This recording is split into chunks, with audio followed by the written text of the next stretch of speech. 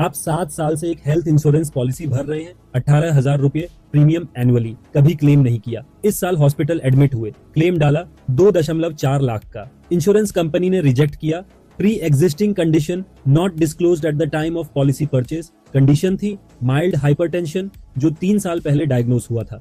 Policy 7 साल पुरानी थी, फिर भी रिजेक्ट। IRDAI के 2022 से 23 डेटा के मुताबिक health insurance claim settlement ratio रफली 85 से 90% है। लेकिन ये नंबर मिसलीडिंग है क्योंकि पार्शियल सेटलमेंट्स भी इंक्लूडेड हैं। आउटराइट रिजेक्शंस और पार्शियल पेमेंट्स दोनों में प्री एग्जिस्टिंग कंडीशन और नॉन डिस्क्लोजर सबसे कॉमन रीजंस हैं। और इंश्योरेंस कंपनीज के लिए रिजेक्शन एक फाइनेंशियल इंसेंटिव है। क्लेम नहीं दिया तो प्रॉफिट मार्जिन इंप्रूव होती है, क्योंकि इंश्योरेंस पॉलिसी डॉक्यूमेंट्स इतने कॉम्प्लेक्स हैं कि एक एवरेज पर्सन समझ नहीं सकता कि क्या डिस्क्लोज करना था और क्या नहीं। मटेरियल डिस्क्लोजर की डेफिनेशन वेग है और कंपनीज उस वेगनेस का यूज रिजेक्शन जस्टिफाई करने के लिए करती हैं। और 7 साल प्रीमियम लेने के बाद रिजेक्ट करना मॉरली इंडिफेंसिबल है, लेकिन लीगली डिफेंड किया जाता है।